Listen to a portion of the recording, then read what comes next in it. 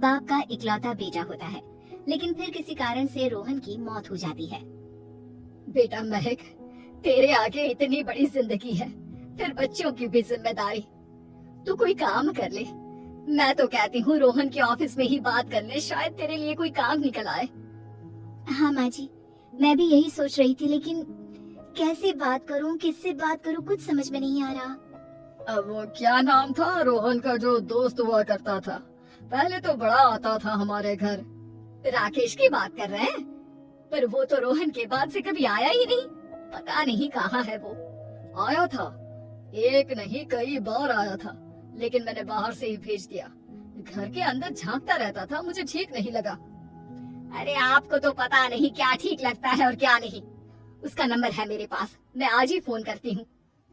सास राकेश को फोन लगाती है और शाम को घर आने का न्योता दे देती है। अरे आंटी, ओहो भाग्य हमारे कि आपने घर बुलाया।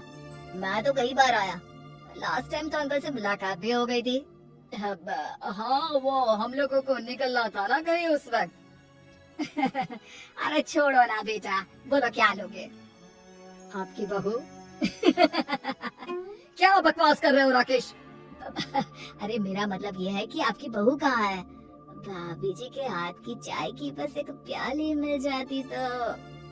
महक चाय लेकर आती है, लेकिन वो जैसे ही राकेश की ओर देखती है, उसे राकेश पसंद नहीं आता। वो अंदर जाने को होती है कि अरे भाभी जी कहाँ जा रही है, बैठिए तो सबके साथ। जी नहीं, बच्चों को खाना खिला रही हूँ, आप माँ जी से बात करें ना। अंदर जाने के बाद सास कहती है, अरे बेटा राकेश, वो क्या है ना, वैसे तो तेरे अंकल जी की पेंशन आती है, साथ ही ऊपर 2 मंजिल मकान से किराया भी, तो हम लोगों का तो अच्छा चल जाता है। लेकिन महक, उनकी चिंता आप न करें आंटी, आदेश दे बस आप तो। देखो भाग्यवान, रहने दो, कोई बात नहीं, मैनेज हो जाएगा। अरे क्या मैनेज हो जाएगा अंकल, हमें भी बता दे। आप चुप रहिए जी। अब वो क्या है ना राकेश, तुझे तो पता है कि रोहन के 2 बच्चे हैं, उनकी पढ़ाई लिखाई का खर्चा बहुत है।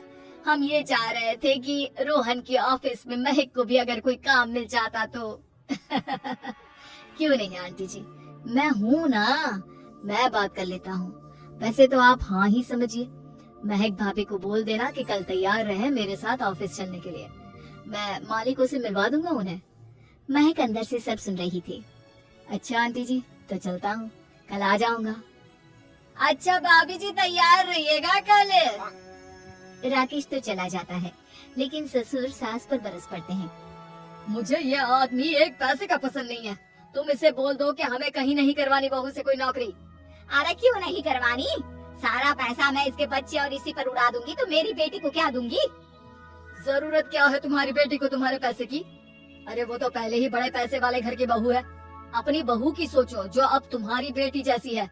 बच्चे रोहन की आखिरी निशानी है। अरे अपना भाषण अपने पास रखो, सारा दिन घर पर बैठी रोटियां तोड़ेगी, तो काम करे ना कुछ बाहर जाकर।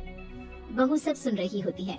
वो अगली सुबह बिना मन के तैयार तो हो जाती है, लेकिन जैसे ही राकेश आता है, क्या बात है भाभी जी, रेडी है? तो फिर चले डेट पर, मतलब इंटरव्यू पर। महक सामने आती है कि सामने ससुर जी खड़े होते हैं। हाँ महक बेटा, आओ चलते हैं, मैं भी चल रहा हूँ। ससुर को तैयार देखकर राकेश का चेहरा बन जाता है।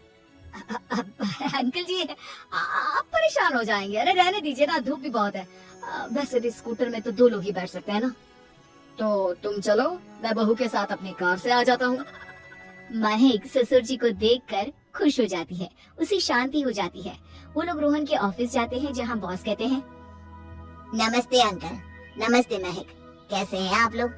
रोहन का सुनकर बहुत दुख हुआ अंकल, वैसे कैसे आना हुआ? बेटा, क्या हमारी बहू के लिए तुम्हारी ऑफिस में कोई काम मिल सकता है?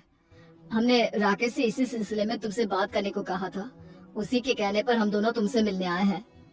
राकेश ने तो कोई बात नहीं की, ऊपर से उसने तो आज की छुट्टी ले रखी है, ऑफिस भी नहीं आया, बोल रहा था जरूरी काम से जाना है।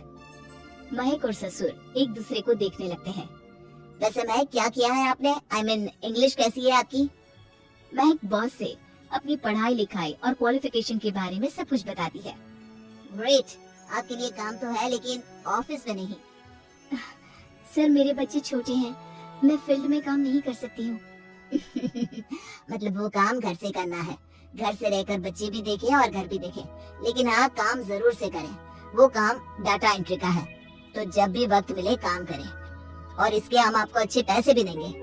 महक बॉस की बात सुनकर खुश हो जाती है, उन्हें थैंक्स बोलकर घर आ जाती है। किसके साथ भेज रही थी तुम महक को? अरे वो कमीना, उसने तो ऑफिस से छुट्टी ले रखी थी, बात भी नहीं की थी उसने बॉस से बहू के काम के लिए। वो तो अच्छा हुआ कि मैं साथ में चला गया। हाँ हाँ ठीक है, नौकरी मिल गई ना, इतना ही काफी है। समय बीतता है और एक दिन फिर दरवाजे पर दस्तक होती है। घर पर कोई नहीं था। महक दरवाजा खोलती है, देखती है तो सामने है राकेश। नमस्ते भाभी जी। नमस्ते। घर पर कोई नहीं है, आप कल आइएगा। अरे अरे अरे, कैसी बात कर रही है भाभी जी, हम तो आपकी मदद के लिए आए हैं। वो क्या है ना, अंकल जी का फोन आया था कि आपको किसी मदद की जरूरत है। महक को आश्चर्य होता है कि उसके ससुर ने राकेश को फोन क्यों किया। वो ससुर जी को फोन करती है लेकिन फोन नहीं लगता। नहीं, हम लोगों को किसी भी चीज की जरूरत नहीं है, आप जा सकते हैं। अच्छा, एक कप चाय तो पिला दीजिए। महक चाय लेकर आती है। चाय पीने के बाद, रोहन मेरा बहुत अच्छा दोस्त था। उसने मुझसे कहा था कि वो रहे ना रहे, उसके घर वालों का, खास करके आपका ख्याल मुझे ही रखना है। तो मैं कल फिर आऊंगा भाभी जी। नहीं, माता पिताजी है नहीं, वो 4-5 दिन बाद आएंगे। आप उन लोगों के आने के बाद ही आइएगा। मुझे ये सब ठीक नहीं लगता। अरे छोड़िए ना भाभी जी, लोगों का तो काम है कहना। मेरा मतलब है वो तो बोलते ही रहेंगे। आता हूँ मैं कल। महक को अब गुस्सा आ जाता है।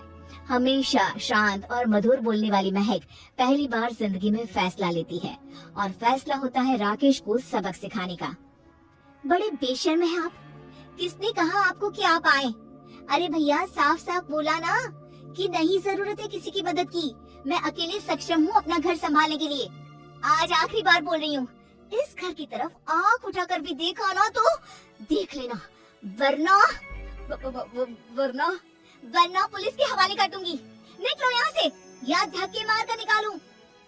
पुलिस का नाम सुनते ही राकेश वहाँ से 9-2-11 हो जाता है, और महक को अपने फैसले पर गर्व होता है।